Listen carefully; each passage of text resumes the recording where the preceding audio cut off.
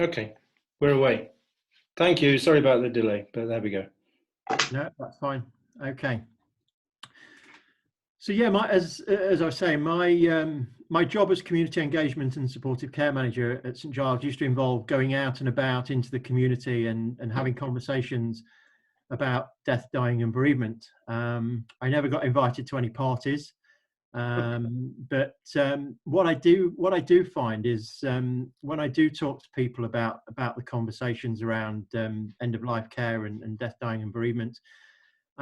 Often people do want to talk about it, but they don't have the opportunity. So what I'd like to share with you is a couple of projects that we've sort of been involved in around getting people talking.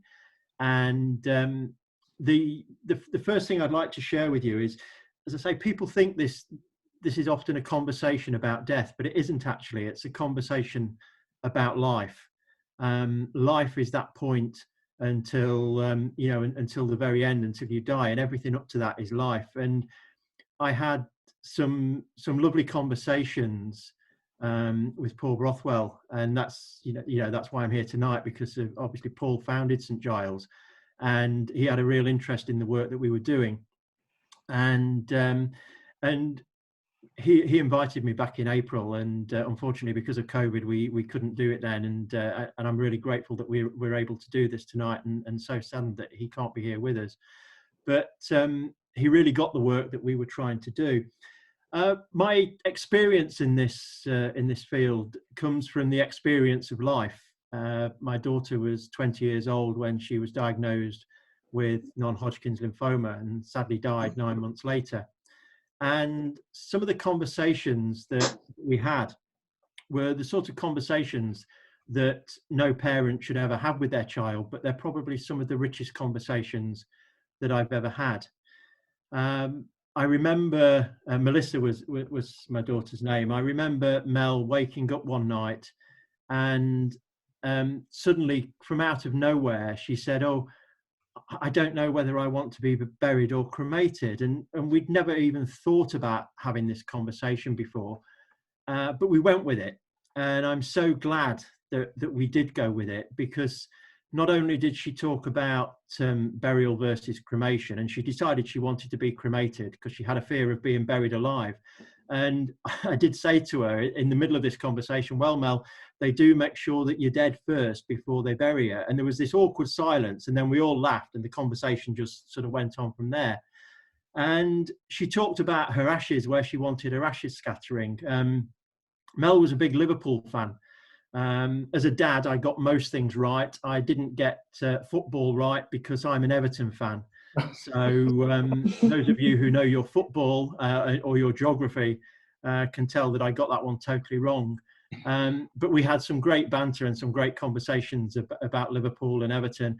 And she decided that she wanted her ashes scattering in Fernando Torres's back garden. He was her favourite player at the time. I said that, we might have a problem with that. And I did say, what happens if he moves? What happens if he moves house? And she sort of said, yeah, I suppose he could. And I dared to suggest that he might leave Liverpool. And she said, "Oh, no, Dad, he'll always play for Liverpool." And I think he's since played for Chelsea and Atletico Madrid and other clubs too. He's probably now retired, because this was about sort of 12 years ago. She then went on to talk about the music she wanted at her funeral. And I can honestly say that if I had to pick the 5 worst times of Mel's illness, from the point she was diagnosed to the day of her funeral, the day of her funeral wouldn't get in the top 5, because she planned it and she talked about it, and it made our job so easy. And that's one of the reasons why I talk about what I talk about and talk about what I do. What we realized was, through that conversation, if we didn't know already, and some of the things we did know, but it was about what mattered to her and what made her life worthwhile. And a lot of the work I do when I'm having conversations with people is about talking about, what is it that makes your life worthwhile? There's a lot of medical stuff out there, but it's the important things. I say that, what makes your life worthwhile is the most important thing. It's the most important thing for you. It's the most important thing for your family. And I'll share these three pictures with you.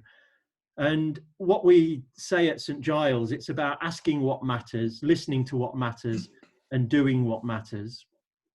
So when we get people who are end of life, or sometimes they're not end of life, but they want the conversation, a glass of whiskey, you know, how does a glass of whiskey come into things? Well, I was chatting to a guy out in the community who told me that he was in St. Giles, and I said to him, oh, you know, did we look after you? Did we, you know, did we treat you well? And he said, oh, you gave me whiskey. You gave me whiskey. And I said, well, fine, that, you know, that's, yeah. She said the nurse came round with the drinks trolley at night, and she said, what would you like to drink? And I said, a glass of whiskey. He said, and I was only joking, but she went away and she got me a glass of whiskey. And I said to him, it's amazing, isn't it? We have this wonderful building, these fantastic doctors, nurses, great technology, but what you remember is a glass of whiskey. It's the small things that often are the big things. Mm-hmm. I always say, you know, my daughter got married a couple of years ago, and it took her about 18 months to organise the wedding. We can organise a wedding in about 24 hours. And the picture you see in the middle here was one of our patients who his wish was to get married.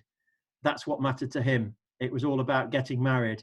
And we were able to call in favours. It's amazing the favours you can call in when you're a hospice and somebody's getting married. We can get vicars, we can get flowers, we can get wedding dresses, suits, you name it. Quick call and that's it. And the picture on the right, when we talk about doing what matters, the gentleman here was in the hospice, and when we asked what mattered to him, it was his horse. He used to ride his horse every day, and he couldn't now, and he said he missed his horse. So a quick phone call to the stables, a little trip in his wheelchair down to the front of the hospice, and he was able to spend half an hour with his horse and doing, you know, what mattered to him. And what was really lovely about the picture with the horse, it went out into the media and onto social media, and so many people contacted us to say that they used to see him riding his horse along the lanes, and they'd not seen him for a while, and they wondered, you know, where he was and how he was. And so many people sent him goodwill messages, you know, from the fact that they now knew where he was, and they were showing their care. So it's about having these conversations and about understanding what matters to people. And the question I always ask, and I'll ask to you as well, you know, have you discussed your funeral wishes? Yes, I have. Some people saying yes. Yeah. No. Yeah, I have. No. Some people Yes. saying no. Yes. Yeah. Yeah. Not As I yet. said, you know, Not yet. not yet. No. As I said, you know, with Melissa, it's probably the most selfless thing you can do. And sometimes people won't want to talk about it. It might be that you want to talk about it, but your family don't. But I always say it's about choice. You know, and what happens when we talk is that we get what we want. And for the people who are left behind, we know that with Melissa, we got it spot on. And with my grief following Melissa's death, it really helped. It wasn't a problem that I didn't have to think, well, did I get it right? Did I do the right things? Because she said exactly what she wanted. And I share with you a quick story. My mother-in-law, we you know, a lot of our family are football fans. My mother-in-law is in her 80s, and for about the past 50 years, she's been the tea lady at Burton Albion. Hey. And she works in the director's room at Burton Albion. And so she serves the tea, and she does it as a volunteer. And it's one of those things, whenever Sky Sports used to come along, when Burton were a non-league club, they always used to interview her because she'd been at the club so long. And, you know, we'll go and interview the good old tea lady who's been there for however many years. And about 3 months after I'd started at St. Giles, she asked me what I did. And I said to her, you know, when I go out into the community and I talk to people about death, dying and bereavement, getting conversations started about their funeral wishes and their care planning and things like that. Oh, I don't like to talk about that. She said, oh, I don't like to talk about that. And I said, well, it's not about talking about it all the time. You know, it might be a 10-minute conversation. It might be a 20-minute conversation. It might be 2 5-minute conversations, but it's talking about it when you're ready to talk about it. It's always all about choice. And she said, well, I know what I want. And it's amazing, you know, the number of people who don't want to talk about it, but know what they want and never shut up talking about it when they say they don't want to talk about it. And she told me this story of how what she wanted doing with her ashes. One of the things she wanted was her ashes. She wanted placing at the entrance of the players' tunnel at Burton Albion's ground. There's a little piece of AstroTurf where the players run out. And she wanted her ashes going underneath there. So every time the players run onto the pitch, she'll be there cheering them onto the pitch. And I said to her what I always say when people tell me their stories: have you told anybody? And she said no.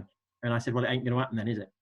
But I can tell you now, since then, I have done quite a few presentations at Burton Albion, and they know what she wants, and hopefully it'll happen. But it is that thing about, you know, having the discussion, having the conversation, but it's also about saying, if you don't want to, then that's fine. It's not about forcing people to have, you know, to have the conversations, but it's giving people the opportunity. Often we find that people don't want to have conversations because they feel they don't want to upset people. You know, that's fine. That's absolutely fine. It's always about choice.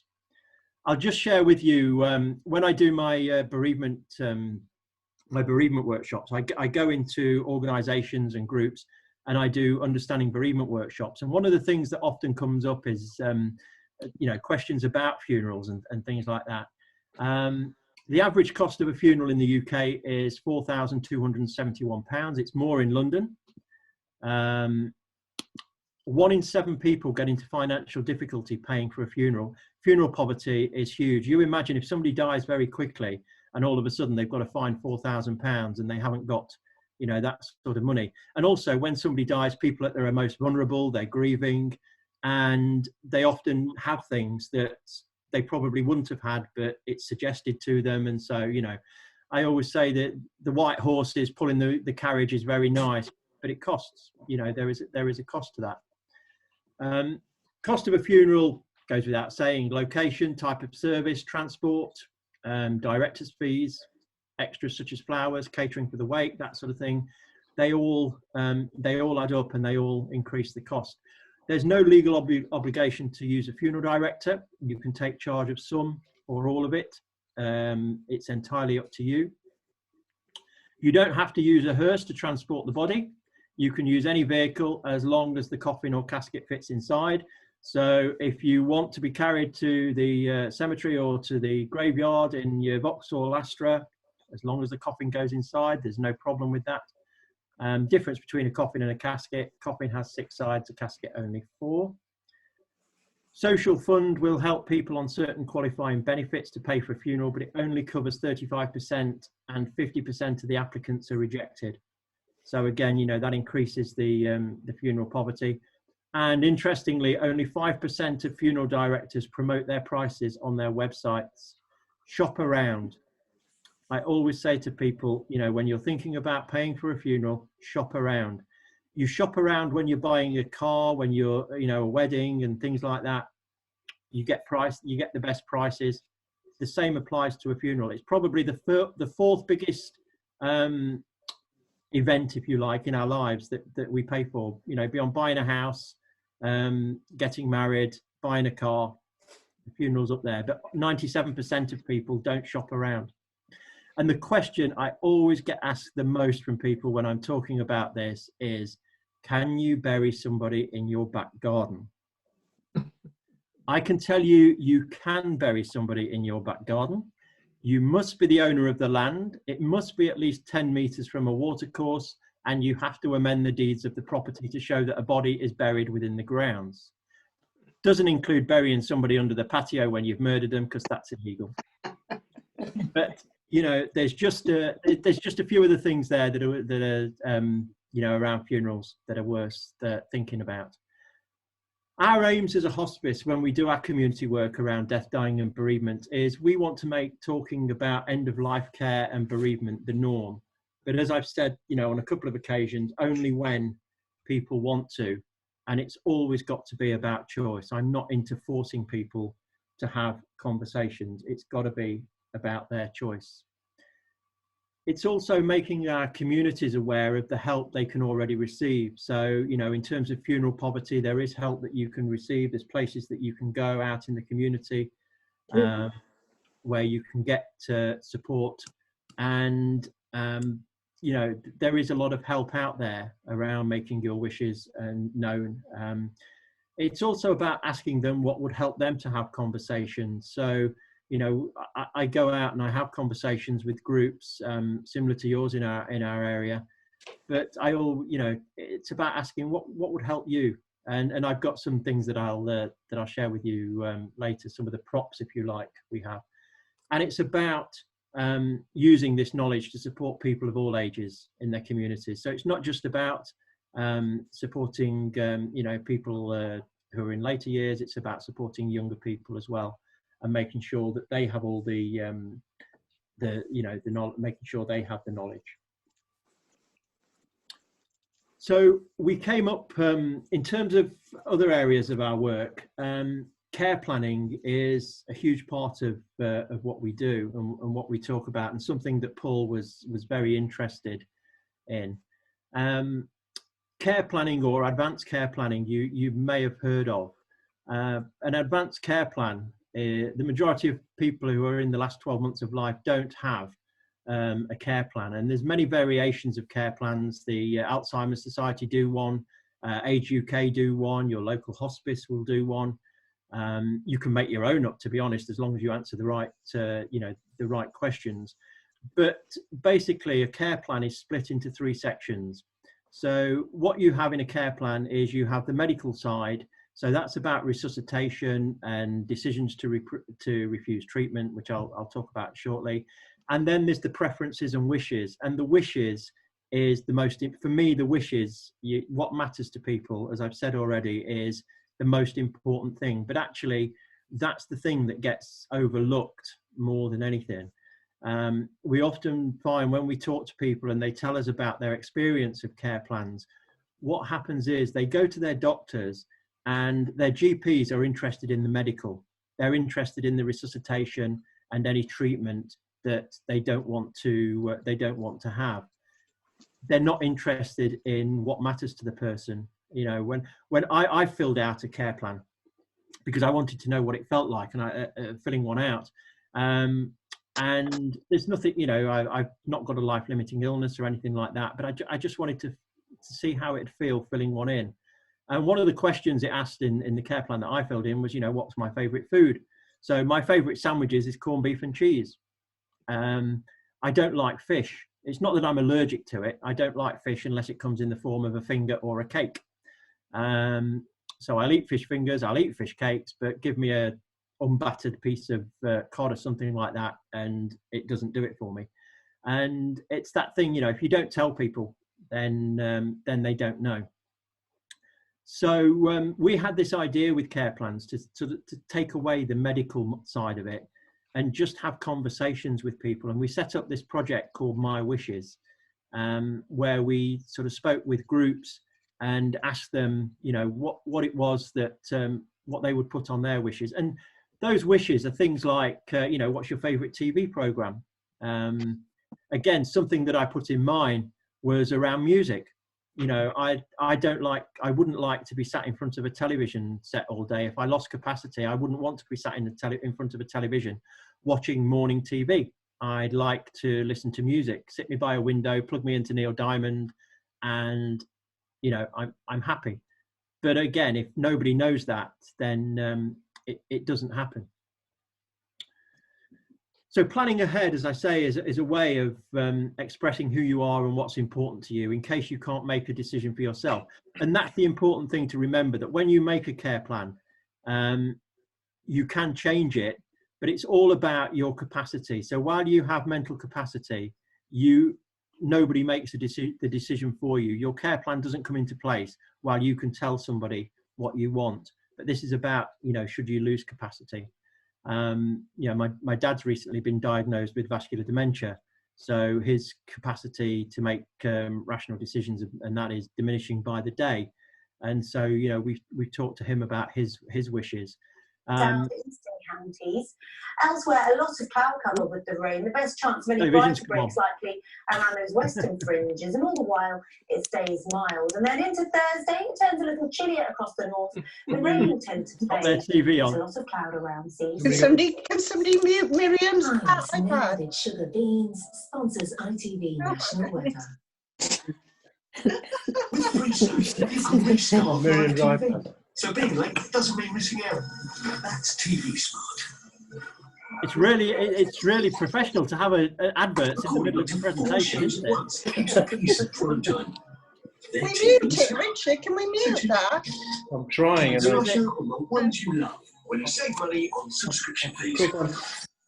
That's TV Smart too. I can mute it if I know who it It's is. satellite TV. Miriam. Subscription. There we are. No, I couldn't do it. Yeah, well done. I just pressed the cross on it. We've Whistle. probably lost Miriam now. No, I've only muted her, so Oh, brilliant. she should still be there. Well done. So yeah, the Mental Capacity Act, people must be assumed to have capacity unless it's proven otherwise. So you can't say to somebody that you can't assume that somebody hasn't got capacity. People are assumed to have capacity unless it's a decision is made that they haven't, a medical decision. People must always be supported to make a decision, and everybody with mental capacity has the right to make decisions that may appear to be unwise or strange to others. So if I suddenly decided to take all my clothes off and do a belly dance on the screen in front of you, you might say that I lack mental capacity, but actually if I'm making that decision and I know what I'm doing, then I have mental capacity. And any decision made on behalf of a person who lacks capacity must be made in their best interests. So you can't make a decision for somebody who lacks mental capacity without it being in their best interests. And also it's got to be the least restrictive option. So those are the sort of 5 points of the Mental Capacity Act. And when we're talking about care planning, it's important to state that a care plan only comes into play when you lack that mental capacity. So you may have heard before of a DNA CPR decision, do not attempt resuscitation. And this is a medical, one of the medical sides of a care plan. It's not legally binding. The reason it's not legally binding is because if you made a decision whereby you didn't want to be resuscitated, say I wrote on my care plan I didn't want to be resuscitated, and then I fall over and bang my head and lose consciousness, and the doctors come along and they say, oh, he said he doesn't want to be resuscitated, whereas if I was resuscitated I could then carry on and lead a normal life. Obviously that's not in my best interests. So that's why a do not attempt resuscitation is not legally binding. But in the majority of cases, it will be taken into consideration. And again, it's about your best interests. An ADRT, or an advanced decision to refuse treatment, is exactly what it says on the tin. That also forms part of a care plan. And that is legally binding, and if a doctor doesn't go with that, they can be prosecuted. So if, for instance, you decide that you don't want certain treatment, or you don't want a blood transfusion or something like that, in the advanced decision to refuse treatment, you can put that in there, and that has to be the guide is that has to be adhered to. And as it says at the bottom, any doctor who doesn't adhere to it, then they can be prosecuted. So those are the two, as I say, those are the two medical parts, and they're the two parts that medical professionals focus on. But again, the most important part, as I've said before, is the My Wishes.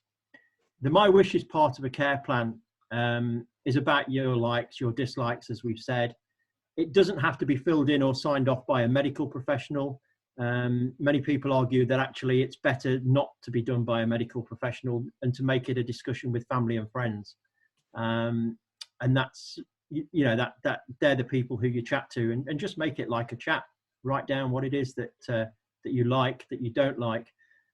It's not legally binding, but it should be adhered to when determining a person's best interests. So if you put in your care plan that you like a cup of tea at 8 o'clock in the morning, and they bring you a cup of coffee, that's not adhering to your best interests.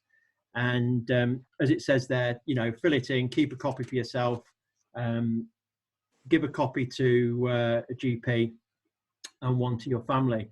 And again, it's a very short thing to do. It doesn't have to be a long drawn out process, but it's really important, because if you do lose capacity, knowing what you want, knowing what you like is really important, and helps give you the care that you want, not the care that somebody thinks you need. I mentioned that, you know, when we go out in the community, starting the conversations, Grave Talk are cards that basically have questions on them. So what we do is we'll do a session with a group, and we'll get the cards and we'll spread them out on a table. And one of the questions in there might be, how do you think death is portrayed in the media? So, you know, that then strikes up a conversation, and it's just ways to get people talking and thinking about the subject. And the think cards are a very similar thing, but they're around advanced care planning. So they're just sort of props that that we use. And the other thing that that I used as well, I set up these nobody knows this but cards, and they're like little business cards that I hand out in the community, and I'd ask people to share their secrets. So all it said on the card was, nobody knows this but, and then people would fill them in. And you know, we had lots of very, very interesting answers when you ask people to share their secrets. Yeah, some of them, we put them on a board in the hospice, and some of them we couldn't put on a board in the hospice because they might be offensive, but some of them were absolutely brilliant. And one of my favorite ones was this one. Nobody knows this, but after 13 years, I still sleep in my late husband's socks. And when you think about, you know, what matters to people, you imagine an old pair of socks that are 13 or older than 13 years, and they're by somebody's bed, and somebody's caring for this person, and they see these socks and they think, oh, they're old, I'll get them a new pair, I'll chuck them away. But actually, you know what, those socks matter, and those socks are important. So again, it's why it's that thing about nobody knows this, and if nobody knows it, then, you know, it's there's more of a chance of things going awry. I mentioned at the start about the bereavement work that I do. I do understanding bereavement workshops in the community. So I go into businesses and do understanding bereavement in the workplace to help organizations deal with bereavement better in the workplace. And I also go out into community groups and do a similar workshop, adjusted slightly because obviously it's not in a business setting. And it's about helping people to understand about bereavement. And the underlying message with our bereavement workshops is that we're all different. We all grieve as individuals. There is no one way that we grieve when somebody we love dies. We will all grieve differently. There might be similarities, but ultimately we're all different, and we grieve in the way that we need to grieve. The first year after my daughter died, I had to keep busy. I still do sometimes 12 years down the line. My thing was cycling. I decided that I wanted to give something back to some of the organizations that had supported us. And I cycled London to Paris. And that was, you know, that was great. That took up my time. It almost detracted from, you know, from my grief. Second year, I had a complete breakdown. I was close to suicide, and I was in an awful place, probably the worst place that I've ever been. So, you know, people who think, oh, well, sometimes it's like, oh, get the first year out of the way, get the first 12 months, the anniversaries out of the way, and you'll be fine. It doesn't always work like that. You know, we're all individuals. Why would we all grieve the same? We all grieve in our own way. So part of the work that I do in bereavement is about getting that message across there. And I always say to people, you know, if you can support a colleague in the workplace, you can support a friend, you can support a family member, you can support your next door neighbor. It's they're very generic, the workshops are, and it's about understanding, you know, how we grieve and that we all grieve differently. And I've also set up what are called bereavement help points. and they are a drop-in service for anyone who's bereaved. Doesn't matter how long ago. We get some people who come to our bereavement help points and they haven't had the funeral yet. We get others where the death was 20 years ago and something's just triggered and they need support. And they're just a drop-in service for anyone who's bereaved. We have them out in the community. We're just beginning to get them back out in the community, all COVID secure and socially distanced, of course. But and they're a great support for our community, and they're very easy to set up, and they're run and led by volunteers who do a fantastic job.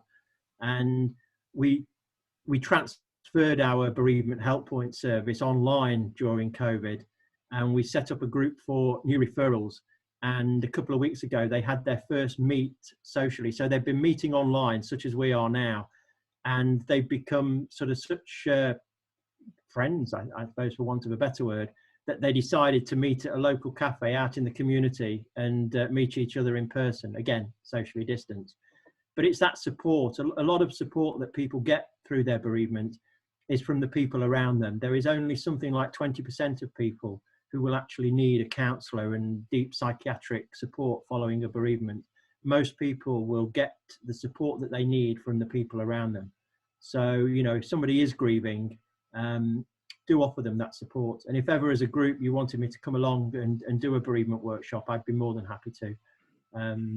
You know, it'd be a pleasure. So that's really the bereavement work that we do. And as a hospice, we also support young people as well. So we have a service called Phoenix that supports people under the age of 18. What we're finding at the moment following COVID, we didn't get a great number of referrals during COVID, but since time has gone on, we're getting more and more referrals for young people now, and their grief is quite complex. And we think that's as a result of, you know, what's happened with COVID. So that's a service also that we have. And I'd like to finish with with this slide. This is my conversation board, and I do this I always say every card is a conversation. And over the years, I've handed out these cards in the community. I mentioned about the Nobody Knows This But cards. This was the first one I did. This was the Before I Die, I Want To cards. And the reason I show this one is these cards were from all over our communities, all ages. I think the youngest person that filled out a card was 4 years old. And his card said, "Before I die, I want to go to Legoland," which I think was a real hint to his mum. It's like, you know, you said, so can we do it before I die, sort of thing. But there's two cards on here, which I love sharing. And the first one is the one in the top left-hand corner. "Before I die, I would like to see my granddad's grave." This board is up here on display in the hospice. And there were 3 people stood around the board, and they were looking at all the cards on the board. And one person I was just standing at the side of them, listening to their conversation. And one of them pointed at the board and said, "Oh, look at that. Before I die, I want to see Granddad's grave. I bet Granddad was a war hero. And I bet he's, you know, buried somewhere in France, and they want to see his grave and pay their respects." And the second person in the group said, "Well, maybe they didn't know their granddad. And if they saw their granddad's grave, then maybe they found out more about their family and more about their granddad as a person." And then the third person said, "Maybe Granddad's not dead yet. Maybe Granddad's loaded. And when they see Granddad's grave, they know that they're going to come in for a bit of inheritance and they're going to become a little bit wealthy." And it just struck me, it made me smile. And it just struck me how 3 people can look at one thing and see totally different things. You know, it goes back to that thing about us being individual. And the other card, which the writing is very small, but it's the one in the middle, this one here. And I left some of the cards in our day hospice for our staff to fill in. And one of our day hospice patients picked up a card, and her name was Mary. And Mary asked the care assistant what the cards were all about. So the care assistant told her that, you know, there were cards to start conversations around our wishes and things like that. So Mary filled in her card, and you have to bear in mind that Mary had mobility issues. So Mary couldn't have a bath. So Mary's one wish was to have a bath right up to her neck with bubbles. She couldn't do that at home, obviously, because of her mobility issues. However, in the hospice, we have a bath for people with mobility issues. And so 2 weeks after Mary wrote her card, she came into day hospice and she had a bath and the bubbles went right up to her neck. And the reason I share that story is it was her birthday as well, which was pure coincidence. I'd like to say I planned it that way, but it wasn't planned that way. It was coincidence, but it was her birthday. And the reason I share that is, you know, our work is in the community. What we do is in the community, for the community. It's about having sometimes very difficult conversations. And it's about sometimes sharing things that, you know, sometimes we don't want to talk about, but often we do.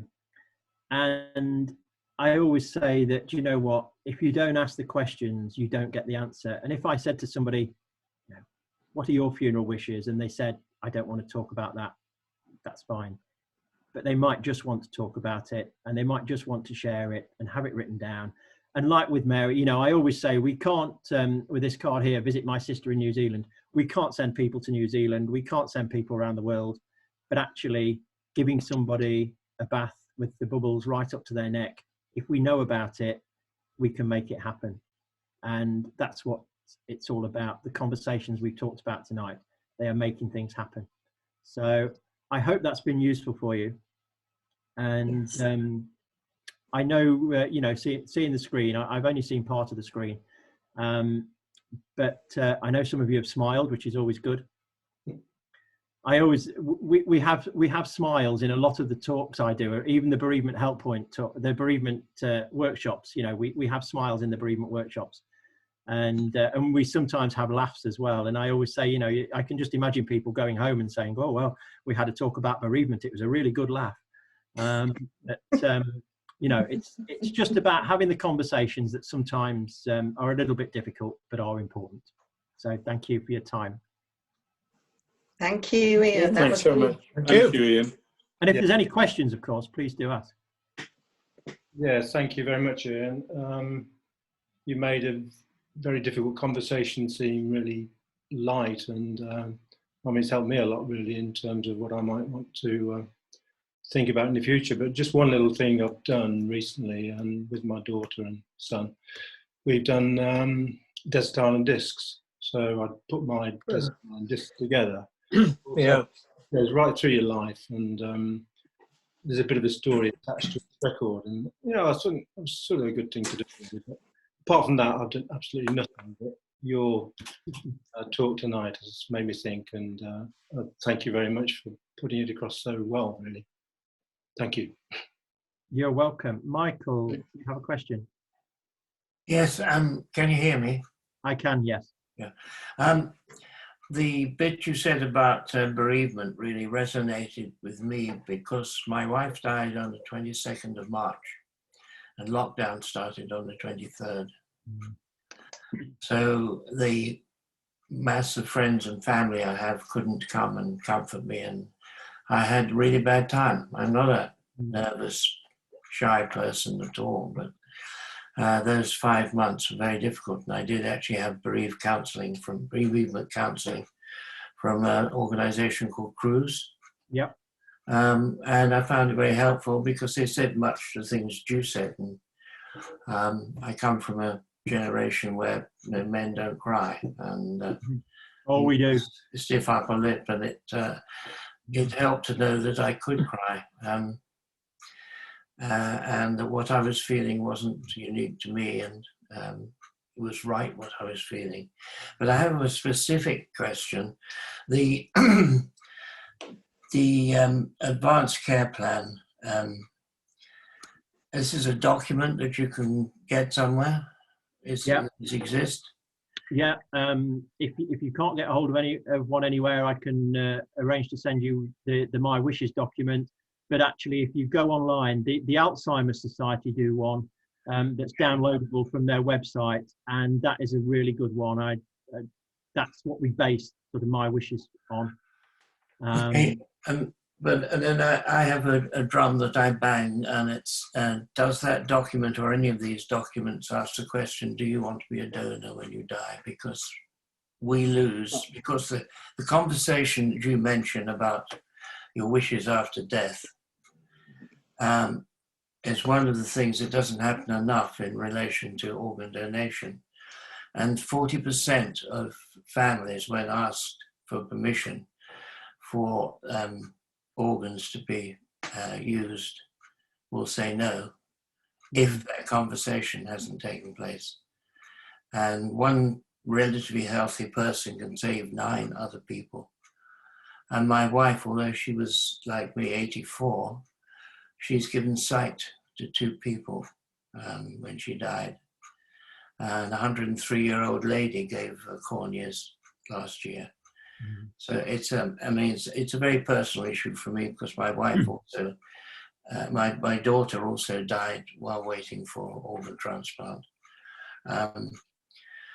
And it's very easy to put it into that conversation, and I would hope that there's a reminder in any of these documents, and if not, there should be, that this is one of the wishes you have to ask. And it's particularly important now, because if you don't opt out, you are now on the organ donation register. Yeah.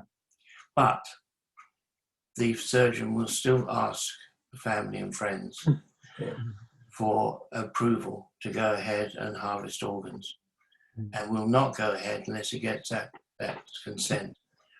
And that consent is often withheld because nobody's ever talked about it. And it's like all the other things about death, we're not good about talking about them. I'm delighted to hear you talk about opening that conversation, but I'm asking for one more question to be added. No, I think on the My Wishes form, it is on there, but if it isn't, I've got the template so I can add it, but I'm pretty sure it is.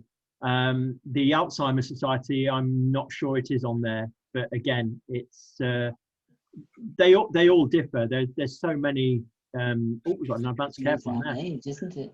Yeah. I've got one here from St Richard's Hospice in Worcester that you can get. So the Worcestershire NHS do supply them. Good. Mary Gordon here. Can I do 2 things? One, thank you very much, Michael, for your very constructive points as ever. As you can all tell, Michael has a wealth of experience and very sound common sense suggestions to make, and it's a joy to have him along. Can I take up 2 points from that? One, I hope that we can get Ian's talk somehow linked onto our website, which some of us discussed last night, particularly obviously to include some of the very salient links that have been talked about just now, which would help enormously. That's my first point, which some of us will try to make sure happens through Richard again and Daniel. And the second is really, I suspect that, again, Michael may know the answer, but can I presume, Ian and Michael, that St Richard's Hospice, which covers down here in the south of the county where some of us reside, will have similar plans and help and assistance such as Ian has said are available from St Giles in the north of the county? Yes, St Giles covers the whole of the county. But this is what I'm saying. This is St Giles. This is St Richard's. Yeah, we don't cover Worcestershire, but we're in Staffordshire and sort of North Birmingham. But I know the people at St Richard's, they will have advanced care plans. Whether they use the NHS one, whether they have one of their own, I would imagine they'll have one. They'll have one of their own. Most hospices do. So yeah, they would definitely they would have access to them. If it wasn't their own, they'd use somebody else's, but I would imagine they have their own. Thank you. I will check that out to go on the website so that we've got the links on the website to be sure that people can link in with them. And can I say, Michael, 3 weeks ago, my younger daughter gave birth to my first grandson, and I spent the day in absolute buckets of tears. And that's 12 years after my other daughter died. So, it's I still cry, but then I cry at the sound of music, so I got no chance really, have I? Yeah, I've joined that club now. Yeah. Any more questions? And Anybody can we- else can got we more get- questions? Can we get hard copy of this as well, or website? No problem at all. I can email Mary a copy. Okay. Okay. Excellent. So, any more questions, anybody? This is a really good subject. Please use Ian's knowledge while he's here. Any more questions? No? No. Yeah. Excellent, thank you. Yeah, We can't thank you enough, Ian. That was excellent. Anytime. It really was good. Anytime at all. Thank you. Thank you. And I Thank know you very Paul- much. Thank Paul you. would have been delighted with this talk. Yes. Yeah. Oh, he was a fantastic person. Thank you, Ian. Thank you. I feel better for it too. Yes. It's helped me. Hilary? Yeah, thanks, Ian. We'll pursue it certainly, and perhaps have you down to the South Worcestershire meetings as and when we're allowed to. Yes. Next year sometime. Okay. Oh, dear. I'd just tell you quickly, I did an understanding bereavement in the workplace workshop at a local company a couple of weeks ago, and I actually went to the company and delivered it face to face, and it was, talk about being reborn. Actually being in the same room as other people and not, doing stuff on screen. It was, so yeah, definitely when you get back together, I'd love to come down. Thank you. Look forward to that. Thanks. Thank you, Ian. Thank you. Richard, I shall make you host again. I shall re-host you. Okay. Thank you. Okay. Thank you to everyone, and bye-bye. Thank you. Thank Yeah. you. Bye. Thank you. Thank you, Ian. Bye. Great. Bye. Bye. Bye-bye. Bye. Come on board. Goodbye. Okay. Okay, there we go. Thank you. And we're going to end. Ah, we're all back again. We're ending now. Okay, thanks everybody once again.